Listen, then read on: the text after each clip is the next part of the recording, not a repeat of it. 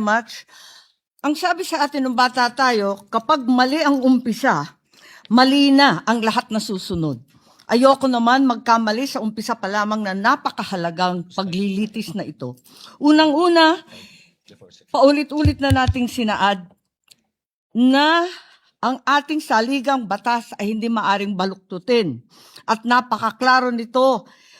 At ang sinasabi ng ating Constitution of 1987, Article 11, Section 3, Number 6, all other impeachable officers, ang sinasabi, carving out therefore the exception that proves that rule, that the Chief Justice is the single exception, and otherwise, the presiding officer should be the Senate President.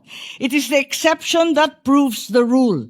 Palibasa na uso ang Latin, may kabaliktaran din sa kinote ni Senator Soto, expressio unius es exclusio alterius. Palibhasa, hindi naman in-exempt, ibig sabihin na laging dapat ang Senate President ang presiding officer.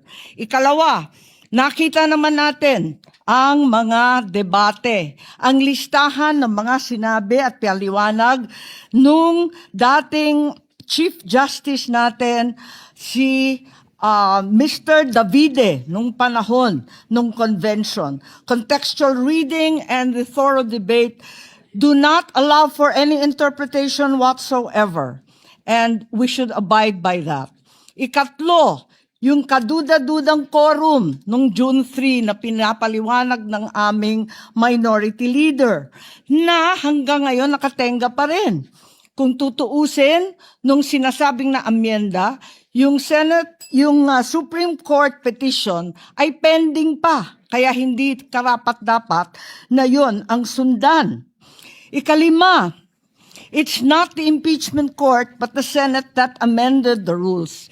Kaya para sa akin, napakaraming dahilan. Huwag sana nating sayangin itong napakahalagang responsibilidad natin at huwag mag-umpisa sa mali itong paglilitis. Maraming salamat.